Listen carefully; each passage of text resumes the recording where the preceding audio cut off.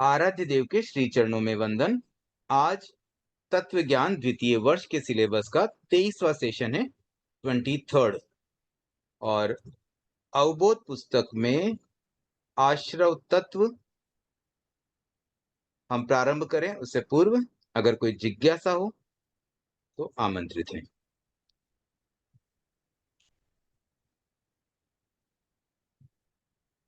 हाँ कामिनी जी। जय जिनेन्द्र सर। जो सर कल का क्वेश्चन था अपना पाप तत्व में कि असत प्रवृत्ति अगर रुक जाती है छठे या सातवें गुणस्थान में तो 10वें गुणस्थान तक पाप का बंध फिर कैसे होता है? बिल्कुल। देखिए, अब यहाँ पर है ना, आश्रव को समझते हैं। 5 आश्रव है, उसमें से वन ऑफ देम इज योग। बाकी जो 4 आश्रव है ना, उनका अपना रोल है। तो जैसे मिथ्यात्व है या अव्रत है, अब अव्रत है वहां पर हम कोई एक्टिविटी नहीं करते हैं। मतलब अव्रत के बारे में हम यही कहते हैं ना कि जब हम कुछ भी नहीं कर रहे हैं, हम मतलब मैंने जैसे त्याग नहीं लिया और मैं कुछ खा भी नहीं रहा हूं, तो नहीं खा रहे इसका मतलब हम योग तो नहीं कर रहे हैं, स्टिल उसमें पाप कर्म का बंधन होता है। तो दैट मीन्स 5 आश्रव कर्म बंधन के हेतु बनते हैं। अब योग तो उनमें से एक है। तो अगर हम बात करें शुभ योग या अशुभ योग की, तो ये खाली योग वाला पार्ट है। अब जो मिथ्यात्व, अव्रत, प्रमाद और कषाय, ये जो 4 आश्रव है, इन 4 आश्रवों के कारण भी पाप कर्म का बंधन होता है। ये 4 आश्रव तो केवल पाप कर्म का ही बंधन करते हैं, उसके साथ साथ अशुभ योग भी पाप कर्म का बंधन करते हैं। केवल शुभ योग ही ऐसा है जिसमें निर्जरा होती है और निर्जरा के साथ में पुण्य का बंधन होता है। ठीक है, ये बात समझ में आ गई।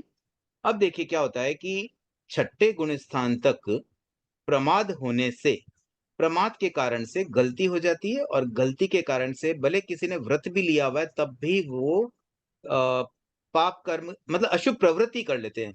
प्रवृत्ति करने में कहीं ना कहीं एक पुरुषार्थ लगता है कि हाँ मुझे ये करना है, कुछ एक इनिशिएशन होता है। तो वो जो इनिशिएटिव लिया जाता है जीव के द्वारा, उस समय अगर जागरूकता नहीं रहे तो डेफिनेटली अशुभ योग होने की संभावना है। अदरवाइज अगर कोई त्याग कर ले और जागरूक भी है तो फिर वह अशुभ योग तो करेगा ही नहीं। तो इस अपेक्षा से छठे गुण स्थान तक ही अशुभ योग होता है। अब रही बात की फिर पाप कर्म बंधन बाद में क्यों हो रहा है 10वें तक, तो उसका कारण अन्य आश्रव है। अशुभ योग के कारण पाप कर्म का बंधन नहीं होता है, बल्कि बंधन हो रहा है वहां पर कषाय के कारण, क्योंकि सिर्फ एक कषाय ही बचा है। मिथ्यात्व समाप्त हो गया, अव्रत समाप्त हो गया, प्रमाद समाप्त हो गया। 3 चीजें समाप्त होगी तब जाके 7वां गुण स्थान मिलेगा। अब 7वें गुण स्थान के आगे ये 3 चीजें तो नहीं रहेगी, 3 आश्रव पूरी तरह से खत्म हो गए। अब 2 ही आश्रव बचते हैं, योग एवं कषाय। तो कषाय के कारण से 10वें गुण स्थान तक पाप कर्म का बंधन होता है, योग के कारण नहीं। अशुभ योग छठे के बाद नहीं होने से योग के कारण होने वाले पाप बंधन से जीव बच जाता है। क्लियर हुआ कामिनी जी? ठीक है सर, थैंक यू। अब देखिए इसमें अगला ना, हाँ, और कुछ किसी को बोलना है? नहीं, वही अगला प्रश्न था, वही निंदा और चुगली का सर। ओके, अगला प्रश्न। हाँ ठीक है, चलो अगला प्रश्न करते हैं। इसके बारे में एक छोटी सी और चर्चा है, वो हम आफ्टर रिकॉर्डिंग के बाद, मतलब क्लास के बाद करेंगे। तो फिलहाल नेक्स्ट प्रश्न क्या है? निंदा और चुगली में क्या डिफरेंस है सर, एक एग्जाम्पल के साथ? अच्छा, निंदा, चुगली और प्रत्याख्यान वाली जो बात आ रही थी, उसमें एग्जाम्पल अगर हम लेते हैं, देखिए जैसे मान लीजिए कोई साधु कुछ गलत काम करे, तो उसका एक प्रोसेस क्या होता है कि हम चाहते हैं कि वो साधु गलत काम न करे, क्योंकि हम उन्हें अपना समझते हैं और हम चाह रहे हैं कि उनकी आत्मा का हित रहे, उनकी आत्म शुद्धि का मार्ग प्रशस्त रहे, इसलिए हम उनको अ, सही करना चाहते हैं। तो उसका तरीका क्या होगा, अगर किसी ने कोई गलती की तो हम उनको स्वयं जताएं कि देखो आपसे ये गलती हुई, शायद आप एक बार इसको गो थ्रू कर लीजिए, ये ठीक था कि नहीं था, वहां तक ठीक है। बजाय ऐसा करने के हम किसी की चुगली करें। चुगली का मतलब क्या हुआ कि जैसे कोई साधु ने कुछ गलत किया और हम उनकी बात ऐसे व्यक्ति को बता रहे हैं जिन्हें बताने का कोई औचित्य भी न हो, तो वह हो गई चुगली। जैसे मान लीजिए कोई साधु ने कुछ गलत किया और हमने आचार्य को बताया, तब तो वहां पर कोई इश्यू नहीं है कि भाई वो ठीक है, वहां पर बात बताने से उसका कुछ सोल्यूशन प्रॉपर निकल सकता है। बट हम किसी ऐसे व्यक्ति को बता रहे हैं जहां उस बात का कोई मीनिंग नहीं है, जहां उनको सुधरने का कोई अवसर भी नहीं है, तो वह हो जाएगी चुगली। और अब निंदा वाली बात इसी के साथ अगर जोड़ते हैं तो जैसे किसी की जो गलतियां होती है उसे उजागर करना ही निंदा है। प्रशंसा का अपोजिट निंदा होती है। तो हर जीव में, हर व्यक्ति में कुछ ना कुछ अच्छा, कुछ ना कुछ खराब होता है। जैसे मान लीजिए कोई साधु, खाने में उनकी डाइट ज्यादा है। अब डाइट अगर ज्यादा है तो वहां कोई दोष का सेवन तो नहीं कर रहे हैं वो। ठीक है, किसी को ज्यादा भूख लगती है, सुबह ही मान लो आठ आठ मान लो पराठे ले लेते हैं नाश्ते में ही। तो अब हम उसकी निंदा करें, देखो कैसे साधु है ये, ऐसे कोई साधुपना लेकर के इतना कोई खाता है क्या, उनका कोई संयम नहीं है, इस तरह से कोई साधु बना जाता है। हालांकि उन्होंने कोई नियम भंग नहीं किया, अब उनकी डाइट है तो ज्यादा खा लेते हैं।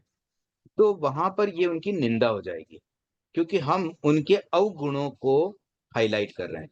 तो किसी भी व्यक्ति के अवगुण को हाईलाइट करना निंदा है और गुणों को हाईलाइट करना प्रशंसा है।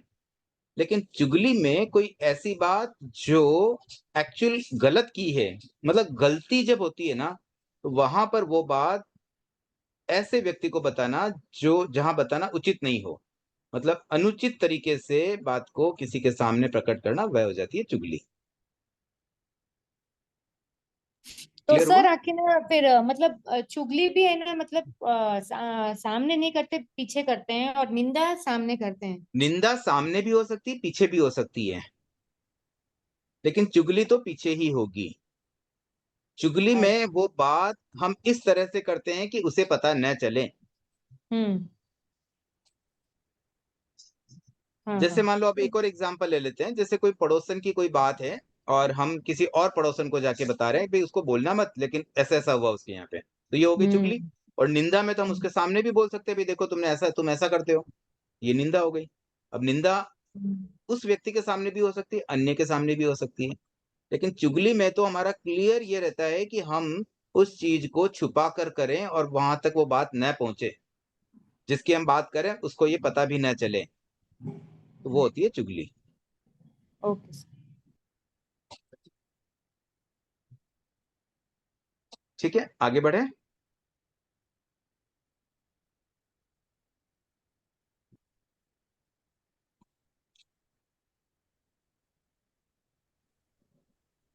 सर एक और था मिथ्यात्व के, वो 10 प्रकार भी आप बोले थे, बताएंगे?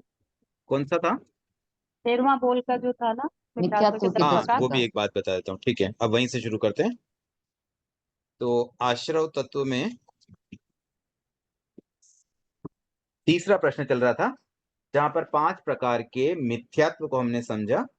अब हम जो एक व्यवहारिक मिथ्यात्व के 10 प्रकार है, व्यवहारिक, व्यवहार में इन बातों से इजीली समझ में आ जाता है कि हमारी धारणाएं कहीं गलत है। तो इनमें 5 शब्द है: धर्म, मार्ग, जीव, साधु और मुक्त। तो इनमें कैसे गलत समझ सकते हैं उसको थोड़ा हम व्यवहारिक तरीके से ही देखते हैं, क्योंकि कई बार ऐसी गलतियां हमसे भी हो जाती होगी। उसी बात को समझने के लिए हम थोड़े इसके व्यवहारिक पक्ष को देखें। तो जैसे धर्म को अधर्म समझना और अधर्म को धर्म समझना। धर्म क्या है? जहां जिससे आत्मशुद्धि हो वो धर्म है। बहुत सिंपल सी परिभाषा है। देखिए, चीजों को है ना, जितना सिंप्लीफाइड तरीके से समझेंगे ना, वो इजी भी हो जाएगी और क्लियरिटी भी आ पाएगी। तो एक एक परिभाषा हमने सिंपल सी समझी कि भाई आत्मशुद्धि होना जरूरी है, आत्मा शुद्ध बने। आत्मा में कर्म चिपके हुए, उससे हमें शुद्धता जिससे भी मिले वो सब धर्म है। अब उसमें फिर जो डेफिनेशंस के रूप में बहुत सारी बातें आ सकती है। जैसे एक परिभाषा होती है संवर और निर्जरा को धर्म कहा जाता है। ऐसे और भी धर्म की कितनी परिभाषा आएगी, लेकिन मूल बात यही समझे कि आत्मशुद्धि धर्म है। जहां आत्मशुद्धि वहां धर्म है। तो अब देखिए, कोई कार्य जो धर्म का होता है उसे कोई अगर अधर्म समझ ले, और इसका वाइस वर्सा भी, कि जो अधर्म का काम है उसे धर्म समझ ले, तो इसमें अक्सर जो भ्रांतियां होती है वो लौकिक धर्म को लेके हो जाती है। जैसे कोई उपवास करता है तो उपवास से निर्जरा होती है, उसे धर्म समझना चाहिए। कुछ व्यक्ति ऐसा समझ लेते हैं कि उपवास करेंगे तो अपने शरीर को आप कष्ट दे रहे हैं, तो वह भी हिंसा है, इसलिए यह धर्म नहीं है, अगर कोई ऐसा समझ ले। और कई व्यक्ति इस तरह का एक मतलब ऐसा एक दृष्टिकोण रखते भी हैं कि आप कोई भी कार्य इस तरह से न करें जिससे किसी और को कष्ट पहुंचे या स्वयं को भी पहुंचे। जैसे स्वयं को मारना सुसाइड कहलाता है, उसे भी दोषपूर्ण माना गया है। किसी और को मारना मर्डर कहलाता है, वह भी हिंसा है, वह भी दोषपूर्ण है। तो फिर किसी को प्रताड़ित करना, जैसे मान लीजिए हमने किसी को अगर भूखा रखा, 2 दिन तक खाना नहीं दिया, तो वह भी तो हिंसा ही है, उसे कष्ट तो हो ही रहा है। तो जब दूसरों को कष्ट हो रहा है तो फिर हमें भी तो कष्ट होगा। तो कोई ये समझ ले कि आप उपवास, मांस तेला, अठाई ऐसे बड़ी-बड़ी तपस्या करते हैं और स्वयं को कष्ट देते हैं, तो ये भी हिंसा है। जैसे सुसाइड हिंसा है, वैसे ये भी हिंसा है। अब कोई अगर इस तरह की सोच रखे, तो वहां पे वो क्या करेंगे, धर्म को अधर्म समझ लेते हैं और मिथ्यात्व का दोष हो जाता है। इसी प्रकार से अधर्म को धर्म कैसे समझ सकते हैं कि जैसे कोई लौकिक कार्य होते हैं, जैसे गाय को रोटी देना, गौशाला चलाना, किसी को ब्लड डोनेट करना। ऐसे कितने ही एग्जाम्पल हो सकते हैं जो सामान्य व्यवहार में बहुत अच्छे माने जाते हैं। देखो 3 तरह के कार्य होते हैं। एक तो वो कार्य जो आत्मा के लिए हितकर हो, जिससे आत्मशुद्धि होती हो। दूसरा वह कार्य जो समाज में अच्छा माना जाता है क्योंकि उससे किसी और व्यक्ति का भला होता है। और तीसरा ऐसा कार्य जिससे न आत्मशुद्धि होती है, न समाज में ही अच्छा माना जाता है। तो जो तीसरी कैटेगरी के कार्य उसमें तो कोई प्रश्न आता नहीं है, जनरली उसको सभी अधर्म समझ लेते हैं। लेकिन दूसरी कैटेगरी वाले में बहुत बार ये भ्रांतियां आ जाती है कि धर्म क्या है, अधर्म क्या है, और जो लगता ऐसा है कि भई इसके बारे में तो बोलना ही मानो गुनाह हो, वैसी-वैसी चीज़ें भी एक्चुअल धर्म न हो, ये पॉसिबल है। तो वो अधर्म ही हुआ, अगर धर्म नहीं है तो अधर्म होगा, तो अधर्म को अगर हम धर्म समझ लें, तो ये भी मिथ्यात्व का एक बहुत बड़ा हेतु बनता है और ये अक्सर होने की संभावना है। तो इसमें जनरली हमें बस यही ध्यान रखना है कि लौकिक धर्म जो भी हो, जिससे हमारा संसार बढ़ता है, जिससे आत्मा शुद्ध नहीं होती है, उसे हम धर्म न समझे। शब्द के रूप में अगर धर्म कह भी रहे हैं तो अर्थ के रूप में अवश्य क्लियर कर दे कि यह आत्मशुद्धि रूपी धर्म नहीं है। उसके बाद मार्ग और कुमार्ग की जो बात आती है, तो जो रास्ता मोक्ष ले जाए उसे मार्ग, जैसे साधु को गोचरी देना, वो मार्ग है क्योंकि उससे निर्जरा हो रही है। सामायिक करना, पोषित करना, ये सब मार्ग है। अब कोई ये सोच ले कि कोई सामायिक करने से भी कोई मोक्ष जा सकता है क्या? पोषित करने से भी कोई मोक्ष जा सकता है क्या? तो वो अगर उसकी ये मान्यता हो कि ये तो गलत है भई, ऐसे थोड़ी कोई मोक्ष जाया जाता है। मोक्ष जाने के लिए तो अ, बिज़नेस में प्रामाणिक रहना चाहिए, झूठ नहीं बोलना चाहिए, सामायिक करने से क्या हो जाएगा? आदमी बाकी टाइम तो झूठ बोले और खाली सामायिक कर ले, तो क्या सामायिक करने से कोई मोक्ष जाता है क्या? तो ऐसे मन में आ जाता है। तो देखिए सामायिक से तो मोक्ष जाएँगे ही जाएँगे ना, वो तो संवर है, वो धर्म है, तो वो मार्ग है। सही मार्ग क्या है? मोक्ष जाने का मार्ग तो है वो। तो उस मार्ग को हम कुमार्ग समझ लें, तो वह भी मिथ्यात्व है। भले ही हम अन्य बातों को भी साथ में कंसिडर करें, लेकिन जो सही है उसको तो हम गलत क्यों मानें? इसी प्रकार से कुमार्ग को मार्ग कैसे समझ लेते हैं? जैसे कुछ व्यक्ति ये समझ लेते हैं कि कोई भगवान की मूर्ति है, उसका अभिषेक करना, उस पर फूल चढ़ाना, उसकी पूजा करना, उसकी आरती उतारना, उससे मोक्ष जा पाएँगे। वह धर्म का कार्य है और वह मोक्ष का मार्ग है।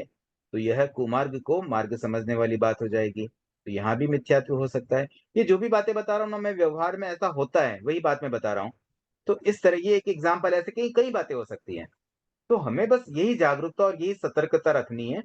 अब जैसे कोई देवी-देवता की पूजा-पाठ या जैसे अगरबत्ती करते हैं, उसको कोई धर्म समझ ले, मोक्ष मार्ग समझ ले, तो वह गलत हो जाएगा। उसको मार्ग नहीं समझे, वह मोक्ष का मार्ग नहीं है, वह लौकिक मार्ग है, संसार का मार्ग है, उससे संसार ही बढ़ने वाला है। उसके बाद जीव और अजीव वाली बात, जो एकेंद्रीय जीव होते हैं, उनको कोई अगर अजीव मान ले, भई ये पानी है, पानी में कहाँ जीव है? मतलब ये तो पानी को सच्चित-अचित वाली बात कैसे माने? ये कोई चल फिर नहीं रहा है, इसकी कोई ग्रोथ नहीं हो रही है, जीवों की तो कैसे हम देखते हैं ग्रोथ होती है? तो उस रूप में कोई एकेंद्रीय आदि मतलब ऐसे जीव जो व्यक्त रूप से जीव प्रतीत नहीं होते हैं, ऐसे जीवों को कोई अजीव भी समझ सकता है, तो वहाँ भी मिथ्यात्व हो जाता है। सिमिलरली अजीव को कोई जीव समझ ले, जैसे दही है या कोई ऐसी चीज है जिसमें ट्रांसफॉर्मेशन होता है, उद्गलों में परिणमन होता है और ऐसा प्रतीत होता है कि मानो उसमें जीव उत्पन्न हो रहे हैं, तो वहां पर भी उन्हें जीव मान लेना गलत हो सकता है और मिथ्यात्व हो सकता है। तो ये भी हमें ध्यान रखना है कि कौन सा जीव होता है कौन सा अजीव होता है, इसका सम्यक विवेक अगर रहेगा तो इन 2 पॉइंट से भी हम मिथ्यात्व से बच सकते हैं। अब साधु और असाधु की बात करें तो कोई अगर साधु है, मतलब द्रव्य रूप से साधु के वेश में है, और हम ये मान लें कि देखो जैन धर्म में दीक्षित कोई साधु है तो साधु ही है वो, तो जबकि हो सकता है वो 5 महाव्रतों का सम्यक पालन न करते हो या उनमें सम्यक्त्व ही न हो, मिथ्यात्व हो, तो ऐसे व्यक्ति को अगर हम साधु मान लें तो वहां भी गलत हो जाएगा, क्योंकि वो तो असाधु है। जो भी मिथ्यात्वी होगा वह साधु नहीं हो सकता है, वह तो असाधु ही होगा। तो ऐसा भी हम कभी कभी कर लेते हैं। अन्य संप्रदाय के साधुओं को जो मिथ्यात्वी होते हैं, जिनके कॉन्सेप्ट मिथ्यात्व पूर्ण होते हैं, उन्हें साधु मान लेना साधु को असाधु को साधु समझने वाली बात हो जाती है। और अब इसका उल्टा लें कि कोई साधु है, 5 महाव्रती है, फिर भी उसे कोई साधु न समझे, तो वहां भी दोष है। तो हमें बस सही परीक्षा इस रूप में ही करनी चाहिए कि वह व्यक्ति सम्यक्त्वी भी हो और साथ ही साथ महाव्रतों का भी त्याग किया हुआ हो। ये 2 चीजें जब हो जाएगी तो साधु और असाधु का सही भेद हमें पता चलेगा, और इस कॉन्सेप्ट के साथ हम साधु को साधु समझेंगे, असाधु को असाधु समझेंगे, एक दूसरे में कंफ्यूज नहीं होंगे। हाँ मधु जी। जय जिनेन्द्र सर, जो दही और पानी एक केंद्रीय जीव वाला बताया ना, उसको एक बार बताइए। दही में भी जीव तो होते ही है ना सर? कौन से जीव होते हैं? एक केंद्रीय के जीव होते हैं सर? उसमें मेरे को पता नहीं है, उसमें आप कौन क्लियर से कर दीजिए उसको थोड़ा सा। एक केंद्रीय में 5 काय होती है ना, पता कौन नहीं सी काय का? अब इतना मेरे को नॉलेज नहीं है वैसा, आप बता दीजिए प्लीज, देखिए दही एक बार में जीव नहीं बताइए। होता है, दही अजीव होता है, बस वही तो बात है। फिर अजीव को जीव समझने में मिथ्यात्व हो जाता है। अच्छा अच्छा, ये उसमें बोलते हैं बैक्टीरिया हो जाता है, तो बैक्टीरिया तो एक टाइप का जीव ही है ना सर? वो विज्ञान की दृष्टि से है। अच्छा भगवान महावीर के बताई गई जो बात होती है ना, उसके अनुसार वो जीव में फिट नहीं होता है। ऐसे ही कोई इलेक्ट्रिसिटी में, जैसे मोबाइल को कोई जीव मान ले तो वह भी अजीव को जीव मानने वाली बात हो गई। मोबाइल तो अजीव है। और जो मक्खन में सर जीव आ जाता है तो फिर वो जीव होता है क्या? जैसे मक्खन अपने अभी सुबह निकाले हैं और दूसरे दिन अपने उसको यूज करें तो उसमें जीव पैदा हो जाते हैं क्या? देखिए अब ये ऐसा मुझे बोलते नहीं हैं कि पता है कि जीव पैदा मतलब होंगे ही होंगे। फ्रीज आदि में रखते हैं तब तो शायद नहीं होते हैं, खुले में रखने में हो सकता है जीव पैदा हो भी जाए।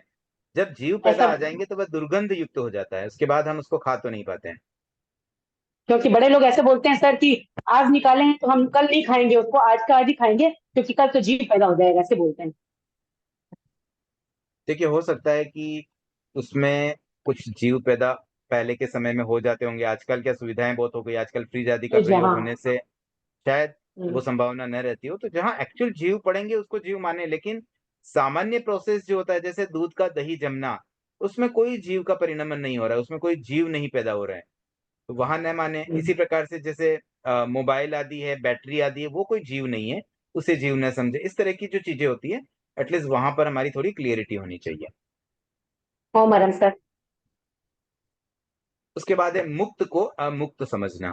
अब देखिए जैसे कुछ व्यक्ति ऐसा मानते हैं कि there is a almighty God, जो सर्वशक्तिमान भगवान हैं, जो अवतार लेते हैं, प्रकट होते हैं हमारे मतलब जब भी यहाँ पर अधिक पाप हो जाते हैं संसार में तो वो अवतार लेकर के और फिर उन्हें दूर करने के लिए मतलब वो जो भी एफर्ट करते हैं।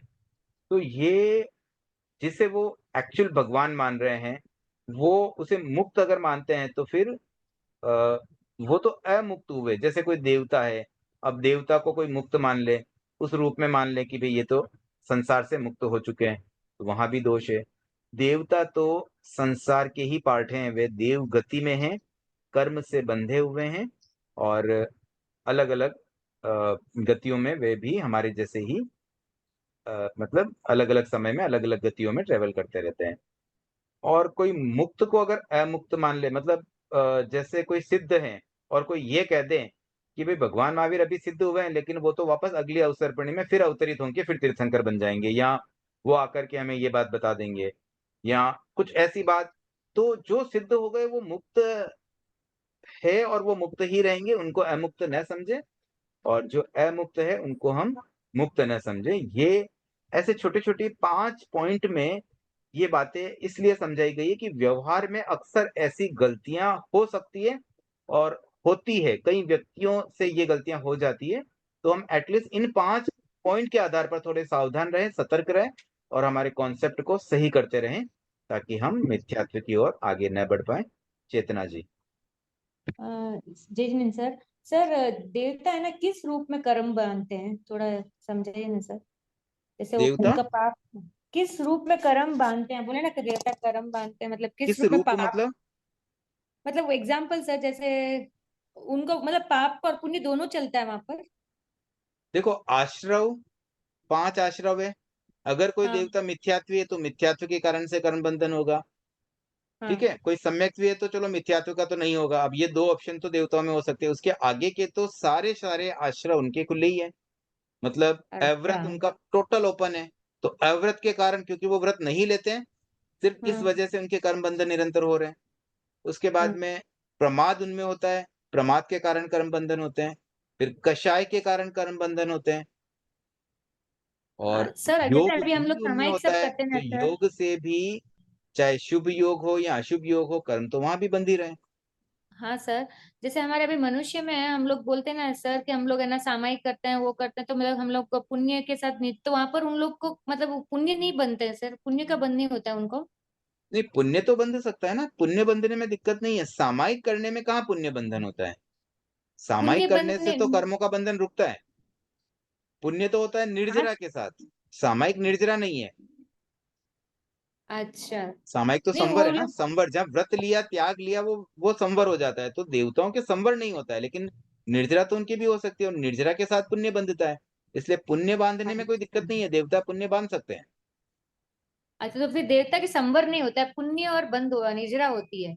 उनके पुण्य निर्जरा भी होती है, पाप का बंधन भी होता है, केवल संवर नहीं हो पाता है। ओके ठीक है सर, बस यही। Thank you sir.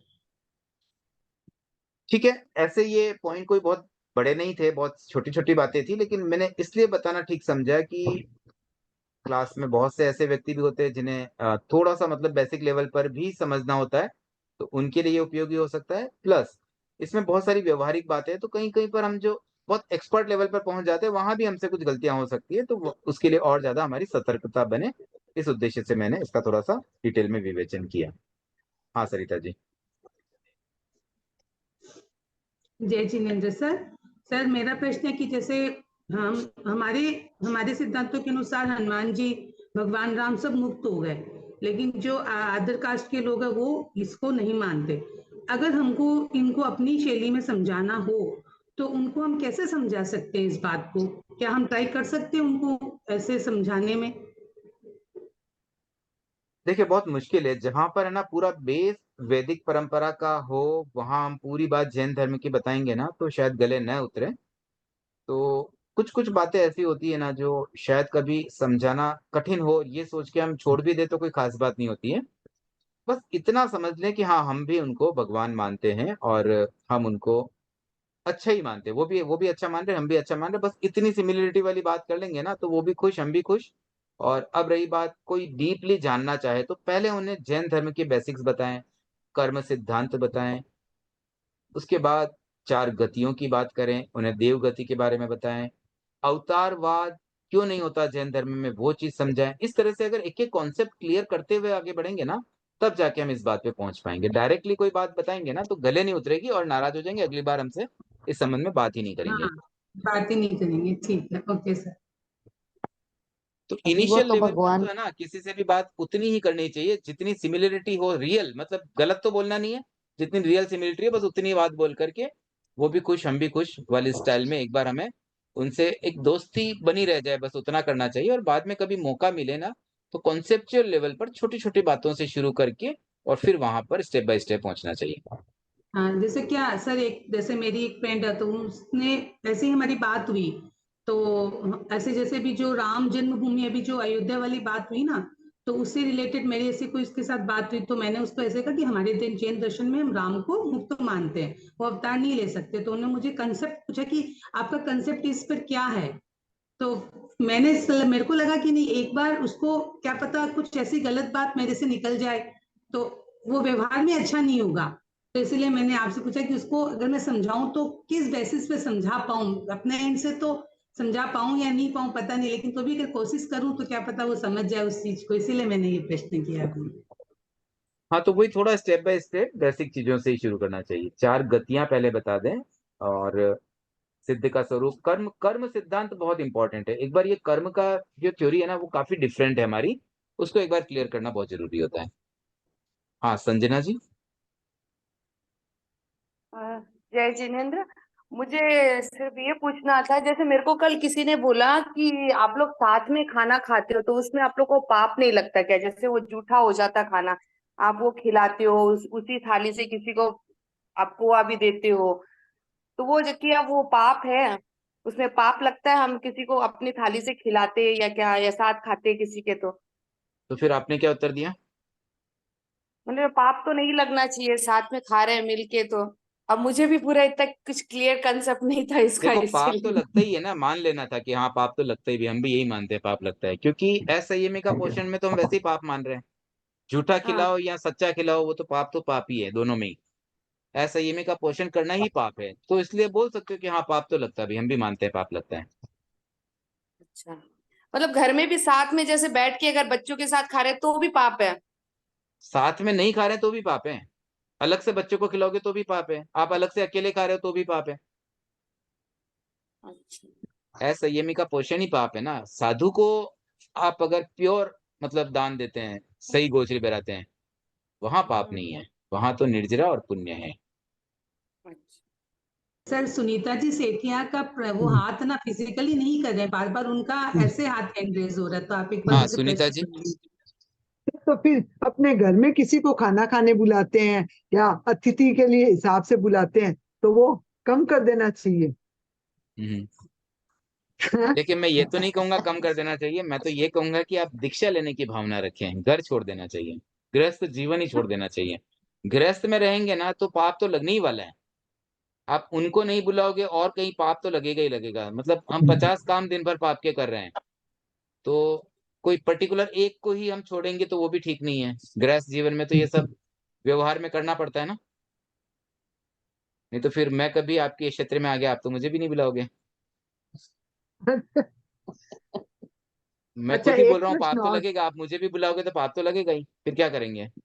तो हम लोगों के लिए एक ही रास्ता है कि सामायिक करें, संवर करें, बस उससे ही हमारा मतलब कर्मों का हाँ, रुकना मतलब होगा। उसमें अपना आंशिक आंशिक संवर हो जाता है कुछ समय आंशिक के लिए संवर। और कुछ पार्ट में, क्योंकि सामायिक में एक्चुअली हमारे सारे छिद्र बंद नहीं हो पाते हैं। आश्रव जो है ना, व्रत आश्रव पूरी तरह से तो रुकता नहीं है, क्योंकि हम 2 करण 3 योग से करते हैं, अनुमोदना तो खुली रहती है हमारी। और तो सर कभी कभी ऐसा करते हैं कि ना, हम खुद तो नहीं बोलेंगे, कोई प्रश्न करने वाला आ जाएगा तो हम करेंगे। जैसे भी हम क्लास कर रहे हैं, हमारा मन था हम सामायिक कर लें, पर घर में कोई जिज्ञासा हो जाए, कोई काम आ पड़े, तो हम यही लेके बैठे कि भाई हम अपनी मर्जी से कुछ भी काम नहीं करेंगे, मेरे को 8 बजे के बाद जो कुछ बोलना हो बोल देंगे, तुम लोग फ्री हो, और तुम लोग को कोई जिज्ञासा हो तो मैं जवाब देने को तैयार हूँ, क्योंकि घर में बच्चे सभी तरह के हैं। तो इस त्याग में भी कुछ मतलब संवर होता है क्या? बिल्कुल बिल्कुल, कोई भी त्याग करते हैं ना तो उसमें भी संवर तो होता ही है, जितना त्याग करो उतना भी अच्छा ही होता है। इवन रात को सोते समय भी मान लो हम TVR चोवीआर त्याग करके सो जाएं तो भी संवर है वो भी। खाने पीने का भी त्याग कर सकते हैं, पाप करने का भी त्याग कर सकते हैं, झूठ बोलने का भी त्याग कर सकते हैं, कितनी चीजों में त्याग हो सकता है। ठीक है ना, जो भी पापकारी प्रवृत्तियां होती है ना, उनमें से किसी का भी हम त्याग करते हैं तो वह भी संवर ही है। और एक बात और कहना चाहूंगा, जो आपने बात कही ना कि जैसे हम फिर ये चीजें कम कम कर देनी चाहिए, तो इसमें इतना जरूर कर सकते हो कि अनावश्यक तो न करें कम से कम। जहां आवश्यक हो वहां कर लिया। पर अब जैसे ना किसी को ऐसे शौक रहता है कि चलो अभी मेरा 25th एनिवर्सरी है, बड़ा फंक्शन करते हैं, 1000 लोगों को बुलाएंगे खिलाएंगे, तो वो अनावश्यक लगे तो वो नहीं करें। ठीक है, कोई घर में मेहमान आ गए उनको खिला दिया वहां तक ठीक है, बट बिना मतलब सबको बुला बुला के खिलाना, उतना तो हम अवॉइड कर सकते हैं। मतलब उस तरह से हम सोच सकते हैं कि जितना अवॉइडेबल हो उतना तो हम पाप काम से बचें। अनावश्यक से बचना चाहिए, आवश्यक है तो ठीक है करना पड़ेगा। गृहस्थ जीवन में बस हमारे लिए उतना ही हो सकता है।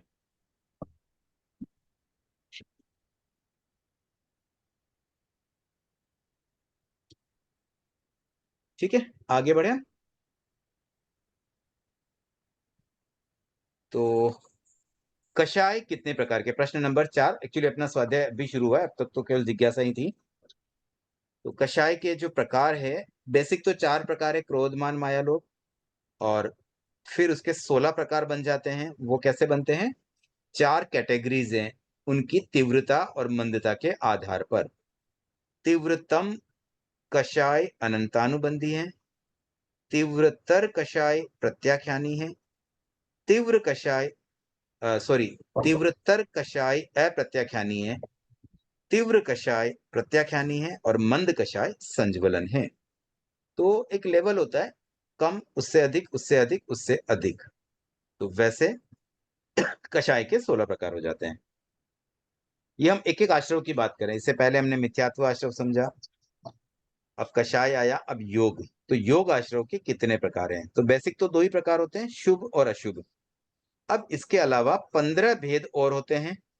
तो ये आश्रव के जो 15 अवान्तर भेद होते हैं, वैसे आश्रव के 5 भेद हम अक्सर सुनते हैं, मिथ्यात्व, अव्रत, प्रमाद, कषाय और योग। लेकिन 25 बॉल आदि में आश्रव के 20 भेद आते हैं। तो जो अंतिम 15 भेद है वे एक्चुअली योग आश्रव के ही भेद हैं। मतलब जो योग में जो एक्टिविटीज हो रही है ना, उनसे डिफरेंट डिफरेंट एक्टिविटीज से कैसे आश्रव कैसे कर्म बंधन हो रहा है, वो बातें यहाँ पर आ जाती है। तो ये कुल 15 जो भेद है, उसमें प्रथम 5 भेद तो है जो 5 महाव्रतों के नाम हैं, उनके अपोजिट वर्ड। मतलब प्राणातिपात, मृषावाद, झूठ बोलना, अदत्ता दान, चोरी करना या बिना पूछे कोई चीज उठा लेना, मैथुन यानी फिजिकल रिलेशन, परिग्रह यानी कि आसक्ति, वस्तुएं पदार्थ आदि पर आसक्ति। तो ये 5 चीजें अगर कोई करता है तो वो प्रवृत्ति रूप में योग हो जाता है और अशुभ योग हो जाता है। उसके बाद में अगले जो 5 है वो इंद्रियों की प्रवृत्ति पर आधारित है कि भाई आंख से कुछ किया, कान से किया, नाक से रस मतलब टेस्ट के द्वारा या स्पर्श के द्वारा जो भी हमने प्रवृत्ति की, तो इंद्रियों की प्रवृत्ति वे योग आश्रम में आ जाती है। फिर मन, वचन और काय, मन से करो, वचन से करो या काय से करो, किसी भी प्रकार की प्रवृत्ति भी योग में समाहित है। तो ये 3 भी इसमें जोड़ दी गई। और अंतिम 2 जो है ना, बंडोपकरण रखना आश्रव और सूचि कुशाग्र मात्र दोष सेवन आश्रव। तो उसमें एक तो जो सामग्री है, देखिए परिग्रह में तो क्या होता है, अनासक्त भाव वाली बात आती है, मतलब आसक्ति है तो वो आश्रव है। यहाँ पर एक्चुअली जो उपकरण आदि जो रखे जाते हैं उसमें भी दोष है, ये बात समझना। ये स्पेशली साधुओं के लिए है कि वो जैसे कोई जो भी सामग्री रख रहे, वहां भी कहीं ना कहीं एक सूक्ष्म आश्रव वह भी है, वहां भी कहीं ना कहीं ये मेरा होगा, ये मेरा आसन, ये मेरा चद्दर, वो जो मेरापन रह जाता है ना, उस वजह से वहां भी आश्रव है। और अंतिम जो आश्रव है, शुचि कुशाग्र मात्र दोष सेवन करना, मतलब छोटा भी कहीं कोई भी दोष का सेवन हो रहा है तो वो भी आश्रव ही है। सूक्ष्मता से बता दिया गया कि थोड़ा सा भी कहीं कोई छूट इसमें नहीं मिल पाएगी कि कहीं ये एक्सेप्शन है भी, चलो ठीक है आपके लिए ये छूट दे दें, तो छूट वाली बात कुछ नहीं होती है। कर्म बंधन तो सबके लिए एप्लीकेबल है। चेतना जी। हाँ जय हिंद सर। सर जैसे हम लोग कहते हैं ना, साधु है ना, बिना पूछे कोई भी चीज नहीं ले सकते हैं उनका। तो वजह से हम लोग कभी, जैसे बच्चों का मतलब, हम वो यहाँ रहते नहीं, भाभी उनकी आएगी बता। पेंसिल पेन कोई भी ले तो वो चोरी में आएगा सर। सपोज बच्चों एक स्कूल चले गए और हमको पेन और पेंसिल की जरूरत है, हम लोग उनके कबर्ड से ले लें तो वो भी चोरी में आएगा सर। हाँ, एक अपेक्षा से तो आएगा, बच्चे आके नाराज होंगे, मम्मी मुझसे बिना पूछे आपने कैसे हाथ लगा दिया, उनको हर्ट होगा। हाँ आप उनसे पहले हाँ बात करके रख लें कि कभी मुझे जरूरत हो तो तुम्हारे में से ले लूं क्या, तो फिर दिक्कत नहीं है। अच्छा, तो कोई भी चीज मतलब हमारे परिवार के कोई भी मेंबर से कुछ भी चीज ले तो भी चोरी आएगी? हाँ, अगर देखो किसी की कोई पर्टिकुलर चीज है, मान लीजिए अब एक एग्जांपल लेते हैं, मान लीजिए किसी के गोल्ड का हार है। अब आप हाँ। ऐसे गोल्ड का हार किसी का लेंगे तो किसी को हर्ट होगा या नहीं होगा? तो वैसे छोटी चीज में भी होगा, बड़ी चीज में बड़ा हर्ट होता है, छोटी में छोटा हर्ट होता है। तो सपोज अभी हस्बैंड कभी ना कोई तरकारी मतलब कोई ना सब्जी वाला आया हो या पैसे ले अगर वो भी चोरी हो जाएगा। हाँ, तो होता ही है ना, जेब में से पैसे, आपके हस्बैंड की जेब में से पैसे निकालेंगे तो चोरी होगी ना वो तो। आप बोल के रखो ना कि भाई मुझे चाहिए तो आपके में से ले लूं क्या, एक बार परमिशन लेके रखो परमानेंटली, तो दिक्कत नहीं है। नहीं तो क्या होगा कि आपने ले लिया, उनको पता ही नहीं, और वो कहीं गए और वहां पे कुछ पेमेंट करने लगे और पैसे कम पड़ गए, तो फिर क्या होगा? अगर हम लेने के बाद बोले तो अगर लेकर जरूरत थी ले ली अर्जेंट देखिए, में और ज्यादा उसके अच्छा बाद। तो यही है कि लेने से पहले ही बोल दे, और नहीं हो पा रहा है तो बाद में तो बोल ही देना चाहिए, एज सुन ठीक एज है। पॉसिबल। Okay, thank you. हाँ, कविता जी। सर महाराज से पूछा था तो महाराज तो बोले कि ऐसे पॉकेट से पैसा निकालते तो चोरी में नहीं आता है, हस्बैंड का अलाउड है।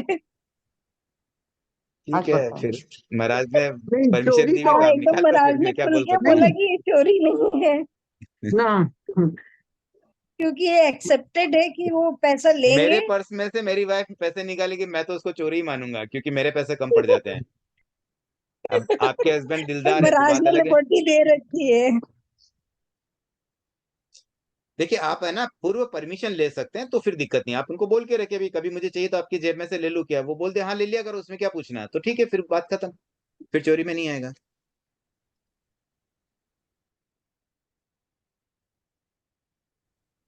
सरिता जी। सर जो आपने ये बात बोली ना कि परमिशन वाली, तो सर क्या हम एक बार परमिशन ले ले फिर हो जाएगा कि रोज रोज परमिशन लेना, मतलब अनिवार्य हमेशा कि के लिए एक बार लेने परमानेंट ना ना, परमिशन ले लेंगे तो एक हमेशा के बार लिए हो लेने गई। से परमानेंट हो जाएगा। एक बार ले लिया कि भाई जैसे बच्चे यहाँ नहीं रहते, बच्चों की चीज तो हम कभी कभी यूज कर ही लेते हैं ना, तो एक बार हाँ, उनसे पूछ लें, क्योंकि सर जब अभी पता चला कि इसमें भी दोष है, तो अब इस दोष को क्यों लगाएं, क्योंकि ये चीज तो मुझे अभी पता चली कि उनकी मतलब चीज थोड़ी भी यूज। विवेक की बात है कि जानकारी हम पहले ही दे दें तो फिर दिक्कत नहीं है, उनको भी ध्यान में है ना कि हाँ भाई मैंने कहा हुआ है तो कोई प्रॉब्लम नहीं, उनको फिर कभी उस चीज से परेशानी नहीं होगी। ठीक है नहीं तो सर। क्या होता लेकिन है, देखो कई बार इसमें प्रैक्टिकली सोचे हैं, आपने कोई चीज ले ली, अब आप बाई चांस उस समय कहीं गए हुए थे और बच्चे आए और बच्चे कोई चीज ढूंढ रहे हैं, वो परेशान हो रहे हैं मेरी कहाँ चली गई, मैंने यहीं रखा था, उनको ध्यान में ही हाँ नहीं है, सर। तो वो अननेसेसरी उनको तकलीफ हुई ना। बस वही मतलब पर्पज बहुत सिंपल सा है, कारण तो है कहीं ना कहीं, वो छोटा हर्ट होता है भाई, ठीक है छोटी चीज है, लेकिन एक बार थोड़ी देर के लिए भी परेशानी तो हो ही जाती है ना। ठीक है लेकिन सर। सर हस्बैंड के पर्स से भी फिर डेली परमिशन लेना पड़ेगा ना, तो कभी नहीं नहीं, जरूरत होगी डेली क्यों कभी। लेना, परमानेंट पूछ के रख लो ना कि भाई आपके पर्स में से मैं जरूरत हो तो कभी ले लूं ना, तो वो बोल देंगे हाँ ले लो कोई प्रॉब्लम नहीं। पर अगर वो मना करे नहीं नहीं ऐसे मत लिया करो, तो फिर कैसे लेना है उनसे ही पूछ लो और उस तरीके से लो। क्योंकि कभी कभी मना भी कर देते हैं ना सर, इसलिए ठीक है।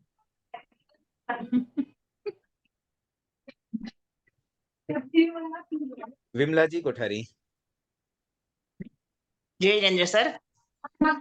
अ, सर एक बार ये ना ये है लास्ट वाला सूची कुशाग्र मात्र 2 सेवन आश्रव, ये समझ में नहीं आया सर, इसे एक बार समझेना सर वापस। देखो, सूची का मतलब होता है सुई, कुशाग्र का मतलब सुई की नोक, तो सुई की नोक जितना भी दोष सेवन करना वह भी आश्रव है, मतलब थोड़ा सा भी दोष का सेवन वह भी आश्रव है। जी सर, थैंक यू सर। और ये भंडोपकर कविता जी, आपकी और कोई जिज्ञासा है? यहाँ से बर्तन उठा के ले गया। बर्तन ये मेरा।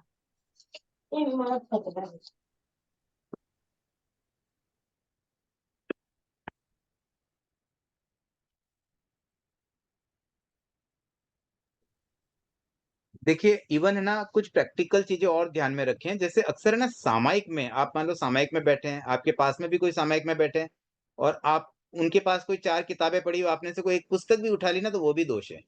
और उस समय तो ज्यादा दोष इसलिए है क्योंकि आप व्रत में हैं, आपने त्याग किया था, फिर भी उसको मतलब त्याग आपका खंडित हो रहा है,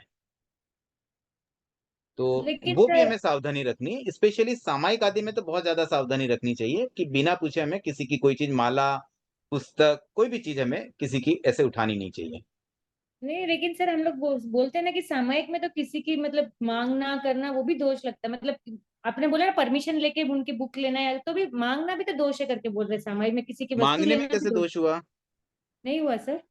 नहीं मतलब हम चर्चा कर रहे हैं, देखो कैसे हो सकता है, मैं कुछ उस एंगल पे नहीं सोच पा रहा हूँ, कुछ हो सकता है, आप बताइए ना क्या हम सोचते नहीं, हैं क्या हो सकता बोला है। हुआ है कि मतलब सामायिक में अपने को मतलब जो भी चाहिए लेके बैठ जाना, या मतलब किसी से मांगना नहीं, उसमें में भी दोष है, मैंने ऐसे नहीं, कुछ सुना इसमें है क्यों सर। होता है मांगने में दोष कि कोई जो बिना सामायिक वाला व्यक्ति है ना, उसको आप कोई ऑर्डर नहीं दे सकते हैं, उसको कोई आदेश नहीं दे सकते हैं, उस अच्छा। अपेक्षा से ये बात कही। लेकिन कोई पास में हमारे सामायिक में ही कोई व्यक्ति बैठा है, मतलब उनके भी सामायिक हमारे भी सामायिक है, तो मुझे लगता है हाँ, वहां सामायिक टू सामायिक में मांगने में दिक्कत नहीं है, लेकिन बिना पूछे लेने में दिक्कत है। ठीक है सर। कुसुम जी। सर जब हम लोग भवन में जाते हैं तो वहां पर जो लाइब्रेरी होती है सर, तो वहां से हम लोग बुक्स लेकर आते हैं जो हमें चाहिए वो, तो क्या वो भी चोरी होती है? देखिए लाइब्रेरी का तो बहुत सिंपल सिस्टम है, जिसके कंट्रोल में वो लाइब्रेरी, उसकी परमिशन के बिना तो लानी ही नहीं चाहिए। कोई लाइब्रेरियन अगर आपने अपॉइंट किया हुआ है या किसी के अंडर में वो है किताबें, और आप बिना उनसे पूछे लाएंगे तो उनके लिए तो बड़ी दिक्कत हो जाएगी। भाई समाज की चीजें थी और कोई ले गया, वो हिसाब वो कैसे रखेंगे? कल को कोई किताब मिस हो गई तो उनको तो अपनी जेब से पैसा भरना पड़ेगा ना। Okay okay sir. तो आप बता के लाओ ना, मतलब जैसे मेरे भी ऐसे कभी काम पड़ा हुआ है वाशी में, लाइब्रेरी से कभी जैसे कोई पुस्तक मुझे जरूरत पड़ी, तो या तो जो उस समय अध्यक्ष है उनसे बात कर लें कि भाई मुझे ये किताब की जरूरत है, तो बोले ठीक है आप ले लो, तो उनको एक फोटो खींच के भी भेज दिया भाई ये किताब मैंने ली है, तो वहां फिर ठीक है परमिशन हो गई है, उन्होंने बोल दिया हाँ ले लो, और फिर हमने बता भी दिया ये ली, ताकि व्यवस्थाएं भी देखो सुचारू रूप से चले। कल को ना मेन उद्देश्य ये है कि कल को हमारी कोई लापरवाही, ये लापरवाही हो गई ना, तो उसकी वजह से किसी और को परेशानी ना हो जाए। Okay sir. प्रतिभा जी। जय जिनेन्द्र सर, जैसे हम लोग एक साथ बैठे हैं, कोई चला गया, वो उनका सामान, वो सोचो वो मोबाइल ही छोड़ के चले गए, तो वो उठा के हम लोग रख लिए, तो वो भी चोरी कहलाता है? यहाँ वहां छोड़ देंगे तो और कोई ले जाएगा? नहीं, उठा के कहाँ रखेंगे? देखो सबसे पहली बात है ना, आप उठा करके कोई व्यवस्था वहां पर, मान लीजिए कोई समझो कोई चतुर्मास है, वहां आप गए और वहां पे चतुर्मास का कोई ऑफिस रहेगा, वहां आपने जमा करवा दिया तब तो ठीक है। लेकिन आप उठा करके अपने पास रख लें उस उद्देश्य से कि भाई ठीक है अब कोई आएगा तो दे देंगे, नहीं तो अपने काम ले लेंगे, तो फिर वो गलत हो जाएगा। नहीं, काम नहीं, मेरे कहने का मतलब हम जानते हैं उनको, वो चले गए घर, वहां रखा तो हुआ है, तो वो जानते चीज हम हैं हाँ तब तो कोई दिक्कत ही नहीं, तो आप फिर लेकर के दूसरे दिन उनको दे दे दो। सकते हैं। हाँ, बट तो उसमें वो क्या होता है ना, अचानक कभी ऐसा ना हो जाए कि आपने उनको देने के लिए तो लिया और बाद में आप भूल गए और 4-5 दिन ऐसे ही निकल गए, वो ना हो जाए फिर। तो या तो जैसे आप वो खुद अपना मोबाइल भूल गए, तो उनके साथ में कोई और व्यक्ति, उनका कोई फैमिली मेंबर, उनको फोन करके बता दें कि भाई देखो आपका ये फोन हमें मुझे मिला था, तो ये फोन मैं मेरे पास रख लूं क्या? आप मिलेंगे तब आपको दे देंगे, और उनसे मैंने कंफर्म भी हो उनको जाए। कई बार ऐसा भी हो सकता है कि आप उनका फोन समझ के ले रहे हैं और किसी और का सिमिलर फोन हो, तो कोई और व्यक्ति ढूंढता रहे, वो भी हो सकता है, तो बात करके लेना बेटर है, तो उसमें फिर चोरी की बात भी नहीं आएगी। मधु जी। जय जिनेन्द्र सर, बोल रही हूँ कि सर सामायिक में अक्सर ऐसा होता है कि हम सामायिक ले लेते हैं, बाई चांस बुक दूसरे रूम में रह जाए, बच्चों से बोल के मंगवाएं, तो क्या सर उसमें पाप लगता है? हाँ, ऐसे तो बच्चों से बोल के मंगवाना तो ठीक नहीं है, वो बिना सामायिक में होते हैं ना, तो उनसे नहीं मंगवानी चाहिए। हाँ, अगर आप नहीं मंगवानी चाहिए। पूंज करके जाके ला सके और वो सचित्र वस्तु के आसपास न पड़ी हो, तब तो दिक्कत नहीं, आप नहीं, खुद भी ले सकते हैं। ऐसा अक्सर हो जाता है सर, इसलिए पूछ रहे हैं। हाँ, बच्चों से मंगवाना ठीक नहीं होता है। हाँ, जो सामायिक का सामायिक में लेन देन करें वो सब चलेगा, लेकिन अदर से नहीं लेना है। Okay sir. ठीक है, आगे बढ़े। तो योग आश्रय के प्रकार हमने देखे, अब मिथ्यात्व आश्रय कितने गुण स्थान तक हैं? तो ऐसे देखिए, पहला और तीसरा गुण स्थान है जहां मिथ्यात्व आश्रय माना जा सकता है। बाकी चौथे गुण स्थान और उसके ऑनवर्ड तो सम्यक तो आ ही जाता है, वहां दिक्कत नहीं है। अब दूसरे और चौथे गुण स्थान को समझ लेते हैं। यहाँ पर क्या अंतर है, क्या मतलब खास बात है कि दूसरे गुण स्थान में मिथ्यात्व आश्रय तो नहीं है, लेकिन वहां ये श्योरिटी है कि अब मिथ्यात्व आश्रय आने ही वाला है, एकदम कंफर्म है। तीसरे गुण स्थान में मिथ्यात्व आश्रव है, लेकिन वहां पर संभावना दोनों तरह की है कि मिथ्यात्व आश्रव छूट भी सकता है, और बाकी 10 गुण स्थानों में तो मिथ्यात्व होता ही नहीं है, वहां कोई मतलब प्रश्न ही नहीं आता है। अब मिथ्यात्व आश्रव की जनक प्रकृतियां कौन कौन सी है, जैसे दर्शन सप्तक भी कहते हैं, तो ये 7 प्रकृतियां है, अनंतानुबंधी, क्रोध, मान, माया, लोभ, 4 तो ये, और 3 है दर्शन मोहनी की, सम्यक्त्व मोहनी, मिथ्यात्व मोहनी और मिश्र मोहनी।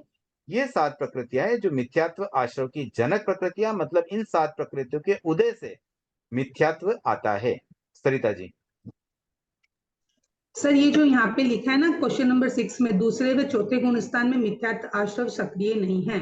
दूसरे का तो क्लियर है कि उसमें सम्यक्त्व छूटकर उसका मिथ्यात्व आने वाला है, इसलिए वो सक्रिय नहीं है। लेकिन चौथे गुण स्थान में ऐसा क्यों लिखा? क्योंकि चौथे में तो मिथ्यात्व पूरा ही चला जाता है, सम्यक्त्व आ जाता है, तो सक्रिय वाली बात क्यों हाँ, दी है वो यहाँ पे? इसलिए है क्योंकि संवर, देखो आश्रव का अपोजिट होता है संवर, और चौथे गुण स्थान में व्रत नहीं ले सकते हैं, तो इसलिए वहां संवर तो आ नहीं सकता है। तो वहां पर एक्चुअली आश्रव है, अभी तक संवर नहीं आया, इसलिए आश्रव तो है लेकिन सक्रिय नहीं है, क्योंकि सम्यक्त्व तो आ गया है। सम्यक्त्व आने से आश्रव तो सक्रिय नहीं रहा, लेकिन आश्रव अभी भी है। आश्रव क्यों है? क्योंकि संवर नहीं है। सर लेकिन हम जैसे हम बोलते हैं ना कि सम्यक तो कौन से गुण स्थान से आ जाती है, तो हम तो ऐसे बोलते हैं कि चौथे से आ जाती है, तो फिर वहां पे वो वाली चीज अभी भी क्लियर नहीं हुई सर, कैसे देखिए, वहां पे मिथ्याचार ये होगा? चौथे गुण स्थान का थोड़ा सा अलग कॉन्सेप्ट है। यहाँ क्या होता है ना, अव्रत के कारण से संवर नहीं हो पाता है, तो हाँ संवर वो का ठीक है सर। अभाव होने से वहां ऐसा माना जाता है कि एक्चुअली सम्यक्त्व भी संवर रूप में नहीं होता है।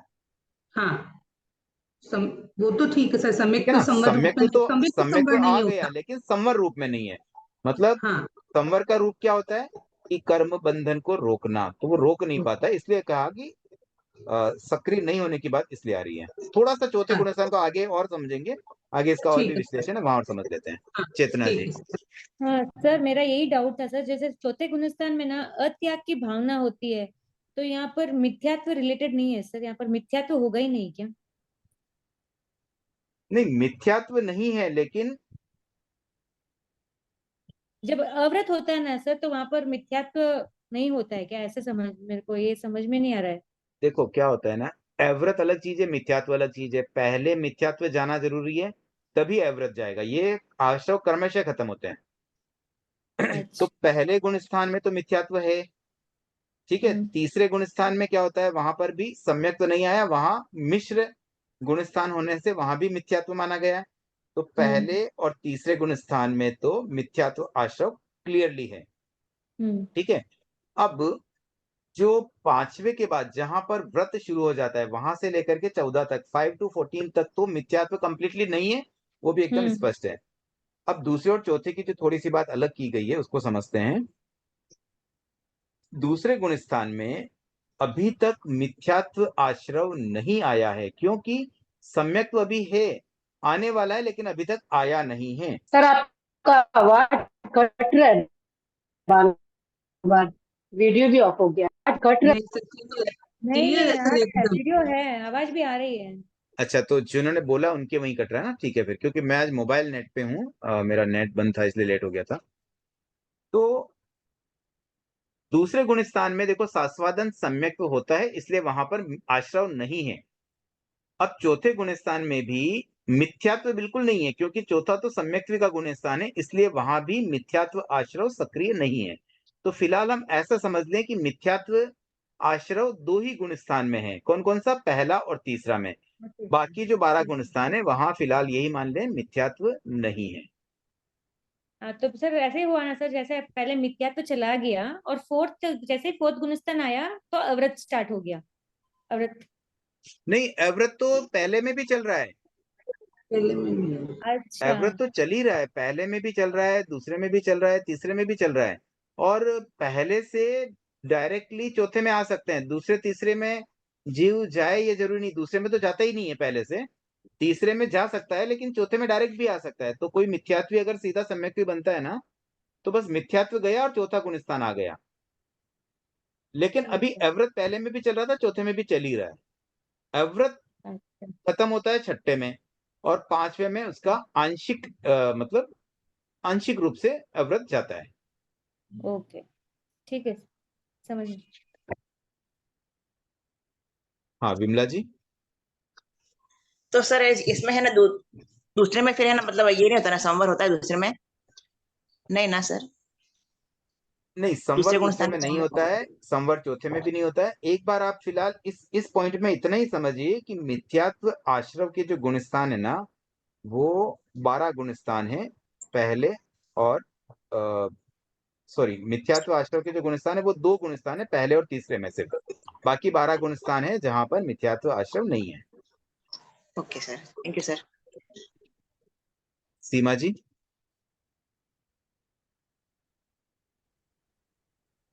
जय जिनेंद्र सर। सर मेरा क्वेश्चन था कि चौथा जो गुणस्थान है, ये चौथा गुणस्थान में क्या हम एकदम प्योरली सम्यक्ति बन जाते हैं? पहला क्वेश्चन ये है। और एक क्वेश्चन और है कि वो जो यहाँ पे हम चौथे गुणस्थान में आ जाते हैं, चौथे गुणस्थान से हम वापस तो मिथ्यात्व में जाने की संभावना में हम लोग की रहती है, क्योंकि वहाँ अभ्रत है। तो इस दृष्टि से क्या वो मिथ्यात्व आश्रव सक्रिय नहीं है पर है? देखिए, पहली बात तो आप जो कह रहे हैं ना, चौथे से मिथ्यात्व में जाने की संभावना है, क्योंकि संवर नहीं है, तो उसका संवर से संबंध नहीं है। वो तो पांचवे से भी संभावना है, छठे से भी संभावना है, सातवें से भी संभावना है। सातवें से भी सीधा पहले में जाया जा सकता है, छठे से भी सीधा पहले में जाया जा सकता है, पांचवे से भी जा सकते हैं, और चौथे से भी जा सकते हैं, तीसरे से भी जा सकते हैं, दूसरे से भी जा सकते हैं। मतलब 2 से लेके 7 गुण स्थानों में कहीं से भी सीधा पहले में आ सकते हैं। तो तो इसीलिए सर यहाँ पे क्या मिथ्यात्व आश्रव सक्रिय नहीं है पर मिथ्यात्व आश्रव है, इस दृष्टि से बोला जा रहा है क्या? एक बार इसको आप यही समझे, बस मिथ्यात्व आश्रव सक्रिय नहीं है मतलब मिथ्यात्व आश्रव नहीं है, बस उतना ही समझते हैं। ठीक है। ठीक है, दूसरे और चौथे में मिथ्यात्व नहीं है मतलब मिथ्यात्व आश्रव भी नहीं है। फिलहाल इसको इस रूप में ही समझते हैं। ठीक।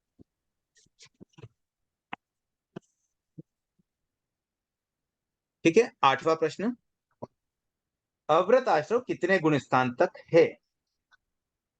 तो 1 से 5 तक, 5वें गुण स्थान तक अवृत आश्रव विद्यमान है। और कर्मों का आगमन, देखिए इस आश्रव के कारण कर्मों का आगमन प्रति समय होता रहेगा। तो मतलब श्रावकों के भी अवृत आश्रव है। हम व्रतावृत्ति होते हुए भी अवृत भी है, थोड़ा भी अवृत है तो अवृत आश्रव भी रहेगा। सुमित्रा जी। मेरे हिसाब से तो इसमें ये औपसमिक सम्यक्त के हिसाब से बोला हुआ है क्या, चौथा और दूसरा गुणस्थान में? मतलब ये मिथ्यात्व नहीं नहीं, आश्रव देखिए सक्रिय नहीं है। प्योर, देखिए सम्यक्त्व का मतलब चाहे औपशमिक सम्यक्त्व हो, चाहे शैवक्षमिक हो, चाहे क्षायिक हो, तीनों ही सम्यक्त्व में कोई प्रॉब्लम नहीं है। मतलब वो प्रॉपर सम्यक्त्व ही माने जाएंगे, प्योर सम्यक्त्व ही माने जाएंगे। अब रही बात शास्त्रवादन सम्यक्त्व, तो शास्त्रवादन भी प्योर ही है, जब तक है तब तक वह भी प्योर है। नहीं, उसके और बाद तो वेदक निश्चिंत ही सम्यक्त्व तो मिथ्यात्व। प्योर है ही, उसमें भी कोई दिक्कत नहीं है। तो सम्यक्त्व पांचों ही प्योर है, और कोई भी सम्यक्त्व अगर है तो इसका मतलब मिथ्यात्व नहीं है। सम्यक्त्व का होना मिथ्यात्व का नहीं होना एक ही बात हो गई।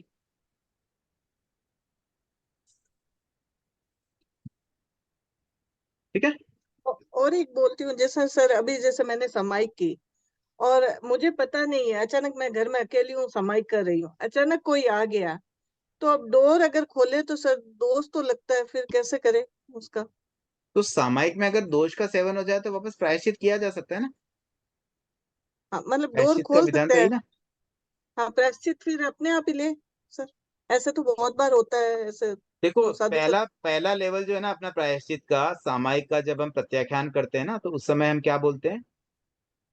जो कोई दोष लगा हो तो तस्मिच्छामि दुक्कडम। में दुखणम। हाँ तो मतलब वहां हमारा इनिशियल लेवल पे तो हमने कर ही लिया ना। हाँ। उसके बाद कोई बड़ा दोष लगे तो फिर अलग से और प्रायश्चित ले लेना चाहिए। और अच्छा। ऐसे तो गुरुदेव ने एक सिस्टम बना दिया है कि पूरे वर्ष भर जो 12 व्रती होते हैं ना, 12 व्रत लेते हैं, उनके जितने भी व्रतों का भंग हुआ उन सबका एक कंबाइंड प्रायश्चित गुरुदेव सबको करवा देते हैं एक साथ, सामूहिक रूप से, पूरे साल भर के लिए कंबाइंड रूप से। हर उसमें सब दोष समाहित हो गए, तो वहां पे अच्छा वो प्यूरिफिकेशन हो ही जाता है। और इसके हाँ अलावा भी आपको कभी ऐसा लगे ना कि भाई जैसे आज आपकी मान लो एज 45 हो गई है, 50 हो गई है, और अब आपको लगे मैंने इतने साल तो कभी प्रायश्चित उस रूप में लिया ही नहीं, तो आप कभी गुरुदेव के पास जाएं तो उनसे सीधा कह सकते हैं अभी मेरी उम्र 50 साल है, मैं अब तक इतने सालों में मुझसे जो भी दोष हो मुझे सबका कंबाइंड प्रायश्चित करवा दीजिए अब तक का टोटल, तो टोटल भी करवा देंगे। 40 साल, 50 साल, 30 साल, जितनी एज आपकी बीत चुकी है ना उसका पूरा प्रायश्चित लेकर के अब तक के लिए आप पूरी तरह से भी फ्री हो सकते हैं। और एक मधु सर जी, जैसे अभी अभी एक जैसे मिनट मैं मधु जी क्लास कर रुकिए, रही हूँ। सुमित्रा जी। हाँ जैसे मैं अभी क्लास कर रही हूँ, मैं सामायिक में हूँ। अब मैंने तो ऐसे तो वो म्यूट कर रखा है, लेकिन कभी कभी कॉल आ जाता है तो फिर उसको नहीं काटने से डिस्टर्ब होता है। कभी कभी ऐसा होता है अनम्यूट रह जाए, डिस्टर्ब होता है, काटू तो दोष लगता है, क्या करूँ? तो बताया हुआ है ना, सामायिक में अगर फोन को हाथ लगाना पड़े तो एक माला फेर लो, एक नवकार मंत्र की माला फेरी और प्रायश्चित हो गया। कुछ प्रायश्चित तो ऑलरेडी गुरुदेव ने बता ही दिए कि छोटी छोटी चीज के लिए बार बार श्रावकों को ना आना पड़े। हाँ इसमें इसमें क्या सर, अभी जैसे थोड़े दिन पहले गुरुदेव ने बोला ना कि आवश्यक कार्य होने से मोबाइल में हाथ लगा सकते हैं। तो जैसे मैं आज ही मेरे साथ ऐसा हुआ कि मैं 20-25 मिनट पहले ऐसे ही बैठी थी। अब सामायिक ले लूं, फिर आपका लिंक आया नहीं तो मैं जुड़ूं कैसे? कोई घर में है नहीं अच्छा कि एक चीज मुझे मैं जोड़ आपको दे। बता दूं, पहली बात तो कि लिंक मेरा आना जरूरी नहीं है, लिंक तो ऑलरेडी अच्छा डिस्क्रिप्शन में ही है। पहले वाला जो लिंक है कोई भी लिंक पे क्लिक कर दे, एक ही लिंक आता है, अलग लिंक नहीं भेजते हैं रोज रोज। आप भेजते हो ना रोज अलग अलग वो तो इसलिए लिंक भेजते उस। रिमाइंडर के लिए, अच्छा बाकी उस लिंक की आवश्यकता नहीं है। आपके आप डिस्क्रिप्शन में जाएंगे ना वहां लिंक परमानेंट दिया वही है, और वही एक ही लिंक, अब अच्छा जब से क्लास चालू हुई ना तब से वही लिंक है, लिंक बदला ही नहीं है कभी। अच्छा। तो उसकी तो आवश्यकता तो नहीं, आप इससे अपनी क्या बात कंटिन्यू हाँ कर लें। मैं, हाँ जैसे मैं लेकिन सोचती हूँ ना पहले 20। से जुड़ने से जुड़ा नहीं जाता, ये मैंने देखा है। नहीं जुड़ जाते हैं पहले कभी नहीं भी ये जुड़ता है। इस सर देखिए इस जूम 20-25 क्लास में मिनट ना, पहले नहीं जुड़ा जाता है, 5 मिनट पहले ठीक है। 20-25 मिनट पहले एक बार मेरे संग हुआ था, फिर वो उस दिन मैं समाई में ही रह गई और क्लास नहीं हो पाई। नहीं नहीं देखिए ऐसा होता है, इसमें ना कर जो सकते हैं, अभी कर सकते अभी हैं। जो मेरे पास जो जूम का लिंक है ना उसमें क्या क्या फैसिलिटीज है, उसमें पहली बात तो कि कोई भी कभी भी जुड़ सकता है, कोई मना ही नहीं, 24/7 रूम खुला हुआ है। दूसरी बात है इसमें टाइम की लिमिटेशन नहीं है, 24 घंटे तक भी कंटिन्यू जूम क्लास चालू रहेगी ना तो भी ये बंद नहीं होगी। जैसे सामान्यतया जूम क्लास में 40 मिनट का लिमिटेशन होता है ना, तो ये हाँ पेड वाला है तो इसमें वो भी कोई झंझट नहीं है, तो आप कभी भी जुड़ सकते हैं, कोई प्रॉब्लम नहीं है, जुड़े रह सकते हैं। वो ठीक है कोई सर। और कारण से आपका उस दिन बंद हो गया होगा, बाकी सामान्यतः ऐसा कोई सिस्टम नहीं अच्छा, है। अब नहीं मुझे कभी वैसे ही कभी लगा सोचते कि ना इसीलिए मैं। चलिए अभी है कि ना एक जल बार हम ये सब डिस्कशन तो आफ्टर क्लास कर सकते हैं, पहले इसको कंक्लूड कर लेते हैं। तो हमने 8 प्रश्न तक अब तक किए, अब इससे रिलेटेड कोई जिज्ञासा है तो पहले वो बात कर लें, उसके बाद हम फिर रिकॉर्डिंग एक बार मैं बंद करना चाहूंगा। तो प्रश्न 9 से हम कल के सेशन में करेंगे, आज के लिए इतना ही रखते हैं। ओम राम।